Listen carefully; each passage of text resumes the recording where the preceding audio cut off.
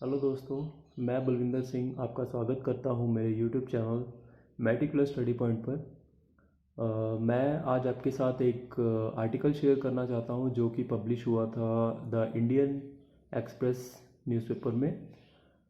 इसमें हम बात करेंगे वॉर इम्पैक्ट्स जो यूक्रेन रशिया क्राइसिस चल रहा है। रशिया ने यूक्रेन पर इन्वेड किया है, तो उसके रिगार्डिंग हम बात करेंगे कि उसके आफ्टर इफ़ेक्ट्स और प्रेजेंट इफ़ेक्ट जो हमें देखने को मिल रहे हैं वो क्या रहेंगे। सो इसमें बेसिकली क्या है कि आप सब जानते हैं कि हमारे काफ़ी इंडियन स्टूडेंट्स, मेडिकल स्टूडेंट्स वहाँ पर पढ़ते हैं, तो वो भी काफ़ी वहाँ पर फंसे हुए हैं।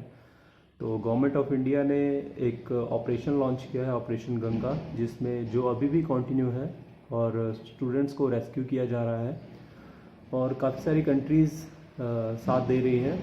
सो इंडियन स्टूडेंट्स काफ़ी भारत पहुंच चुके हैं और कुछ अभी फंसे हुए हैं वहीं पर।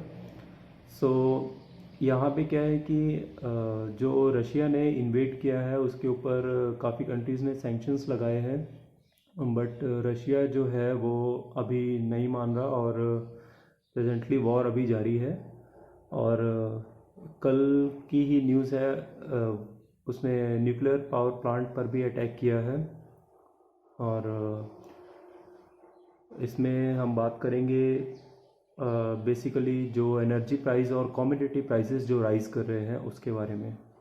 सो यहाँ पे क्या है कि कुछ कंट्रीज़ जो हैं उन्होंने रशिया को कट ऑफ कर दिया है from the international payment system, जो कि स्विफ्ट है, जिससे इंटर बैंक ट्रांजैक्शंस होती हैं। क्रॉस बॉर्डर्स जो बैंक हैं वो आपस में कनेक्टेड रहते हैं। That is society for worldwide interbank financial telecommunication, SWIFT system. So हम इसके आगे बात करेंगे। बेसिकली मैं ये आर्टिकल इसलिए लाया हूँ क्योंकि यहाँ पे क्या है कि यूक्रेन और रशिया बहुत एक अहम रोल प्ले करते हैं ग्लोबल इकोनॉमी में, जो कि नॉट ओनली ऑयल बट बहुत सारा इसमें हमें अदर कम्युनिटीज़ पर भी असर दिखेगा। So let's start with the slide show.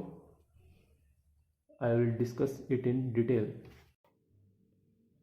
सो मैं यहाँ से स्टार्ट करूँगा।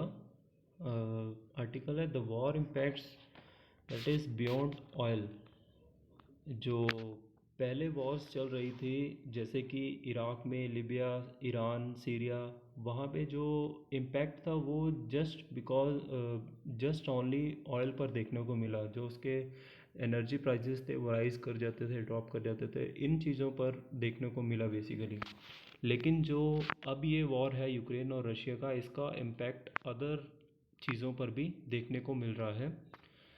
सो यहाँ पर जो Russian invasion in Ukraine, it push the energy prices. जो एनर्जी प्राइसेस हैं वो काफ़ी राइज़ कर गए हैं। और जो शिपिंग डिस्ट्रप्शंस हैं through Black and Azov seas, मैं अभी आपको मैप पे शो करूँगा। जो ट्रेड होता है यहाँ पे, वो शिपिंग जो है वो अभी पोर्ट शटडाउन की वजह से डिस्टर्ब हो गई है। और इसमें क्या है कि रशियन बैंक्स को सैंक्शंस के तौर पे उनका कट ऑफ कर दिया गया है इंटरनेशनल पेमेंट सिस्टम का, जैसे मैंने आपको स्विफ्ट का बताया था। और इसने इम्पैक्ट डाला है एग्री कमोडिटीज़ मार्केट पर। जैसे कि पोर्ट बंद हो गए हैं और यहाँ पर जो है हमें ट्रेड देखने को नहीं मिल रहा। और वो जो रशिया और यूक्रेन का मेनली यूरोपियन यूनियन और बेसिकली यूरोपियन कंट्रीज़ के साथ जो ट्रेड होता है वो अभी बंद है। इसकी वजह से हमें ये चीज़ें देखने को मिल रही हैं। सो ये है मैप। इसमें देखिए सेंटर में, बिल्कुल सेंटर में है ब्लैक सी और उसके जस्ट ऊपर है एजॉव सी।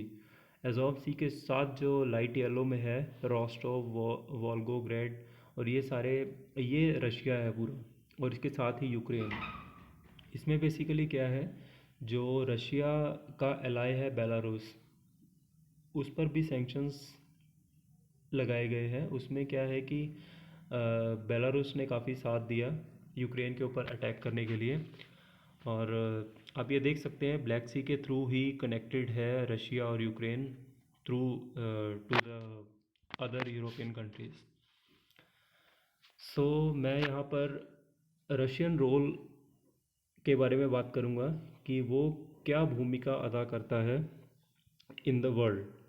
सो बेसिकली क्या है, रशिया जो है it is world's third largest oil exporter.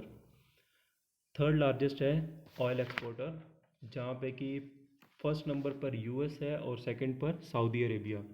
आप नोट डाउन कर सकते हैं, first US and second Saudi Arabia and third is this one Russia. और अगेन जो रशिया है वो सेकंड लार्जेस्ट गैस एक्सपोर्टर है। आप देख सकते हैं फर्स्ट पर है यूएस नेचुरल गैस एक्सपोर्टर, और इसी तरह जो नंबर थ्री कोल एक्सपोर्टर है वो रशिया है, और इसमें फर्स्ट पर है ऑस्ट्रेलिया एंड सेकंड पर है इंडोनेशिया। और अगेन जो है second largest exporter of wheat है रशिया, ठीक है, सेकंड लार्जेस्ट है। सो आप देख सकते हैं कि रशिया कितना इम्पोर्टेंट रोल प्ले करता है यहाँ पर ग्लोबल इकोनॉमी में। एक्सपोर्टर मतलब इसमें जो रशिया है उसके पास बहुत मात्रा में ये सारी चीज़ें हैं, और ये सारी फॉरेन बाकी कंट्रीज़ में बेचता है। और नेक्स्ट हम इसके बारे में बात करेंगे यूक्रेन के बारे में। यूक्रेन का क्या रोल है? Ukraine is world's number four exporter of wheat.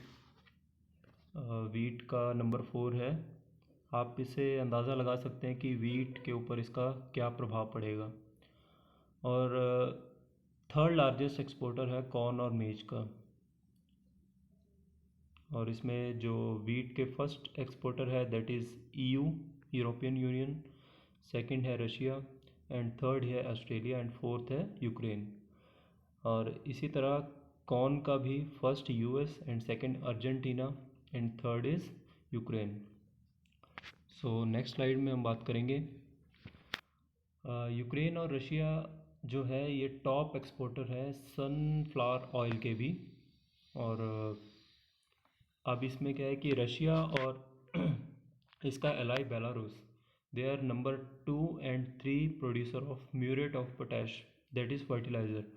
Fertiliser जो एमओपी है वो रशिया और बेलारूस नंबर सेकंड और नंबर थर्ड पर है, फर्स्ट है कनाडा। अब ये जो वॉर है इसने ब्रेंट क्रूड ऑयल के प्राइसेस भी काफ़ी रेज़ कर दिए हैं। जैसा कि एक साल पहले 62.70 डॉलर पर बैरल था, अभी ये बढ़कर 110 से 15 अभी और ऊपर जाएगा, ऊपर जा रहा है। सो ब्रेंट क्रूड ऑयल भी काफ़ी प्राइसेस रेज़ हो गए हैं। और इसी तरह पोर्ट शटडाउन के कारण ब्लैक सी से वीट और कॉर्न के प्राइसेस काफ़ी राइज़ कर गए हैं। अब यहाँ पर आप एक ये टेबल देख सकते हैं, इसमें कैसे हर एक चीज़ के प्राइसेस राइज़ हुए हैं, ये आप देख सकते हैं। ब्रेंट क्रूड ऑयल के प्राइसेस मंथ अगो 89.47, और यही मार्च 2 के अराउंड 112.93। और similarly coal prices nearly double, 220 month ago थे, अभी 440 है। और 755 से राइज़ होकर मार्च 2 को वीट के प्राइसेस 1058। आप ये टेबल एनालाइज कर सकते हैं। सेम अब ये इंडिया का क्या रोल है, इंडिया के ऊपर इसका क्या प्रभाव पड़ रहा है, इसमें देखेंगे। इंडियन स्टेट्स जो है गुजरात, राजस्थान और यूपी, वो एक्सपोर्ट कर रही हैं वीट को काफ़ी हद तक। और जो वेस्टर्न और सेंट्रल इंडियन स्टेट्स हैं वो भी एक्सपोर्ट कर रही हैं वीट को। सो इससे क्या है कि एफसीआई जो कि पब्लिक स्टॉक रखता है उसमें क्या होगा, उसके ऊपर प्रेशर पड़ेगा। इसकी वजह से गवर्नमेंट को लेटर ऑन कुछ टैरिफ्स और कुछ रिस्ट्रिक्शंस लगानी पड़ेंगी एक्सपोर्ट के ऊपर, कि हमारे यहाँ पर स्टॉक्स बने रहें, बाहर ना भेजा जाए। और गवर्नमेंट को यहाँ से केयरफुली मैनेज करना पड़ेगा अपने स्टॉक्स को भी, और also the overall availability of the wheat, domestic availability. So next है कि इस ऑयल के अलावा जो है यूक्रेन क्राइसिस ने बहुत सारे वेजिटेबल ऑयल्स और ऑयल सीड्स के भी प्राइसेस काफ़ी बढ़ रहे हैं, skyrocketing. And ongoing Black seas tensions are impacting fertilizers prices as well. इसमें क्या है कि जो ब्लैक सी टेंशन है इसकी वजह से फर्टिलाइजर्स के प्राइजेस भी काफ़ी देखने को मिले हैं। आप वो जो टेबल था पीछे उसमें एनालाइज कर सकते हैं। नंदर चैलेंजेस इसमें ये है कि जो कोरोना टाइम के बाद जो कोरोना शटडाउन हुआ था उसके बाद काफ़ी हमें उसके कॉन्सिक्वेंसेस देखने को मिले, स्पेशली इंडिया। अब इसमें क्या है कि आने वाले जो चैलेंजेस हैं वो उससे भी बहुत सारे डिफरेंट होंगे। और this war and the associated sanctions are also different from those experienced in Iraq, Libya और ईरान, जो बेसिकली ऑयल को कन्फाइंड थे। ईरान, लिबिया और इराक, इसमें ऑयल के ऊपर ज़्यादा असर देखने को मिला था। यहाँ पे हमें ओवरऑल सारी कमोडिटीज़ के ऊपर असर देखने को मिलेगा। तो बेसिकली यहाँ पे रशिया को सॉल्यूशन इसमें यह है कि रशिया को सीज़ फायर करना चाहिए, दोनों को ऑन राउंड टेबल बैठ के बातचीत करनी चाहिए और इस वॉर पर रोक लगानी चाहिए। ऑल ओवर कंट्रीज़ को मिलकर ये युद्ध रोकने के प्रस्ताव देने चाहिए। और इसी के साथ मेरा आज का ये लेक्चर समाप्त हुआ। Thank you so much and please like subscribe the channel to get the latest updates. Thank you so much.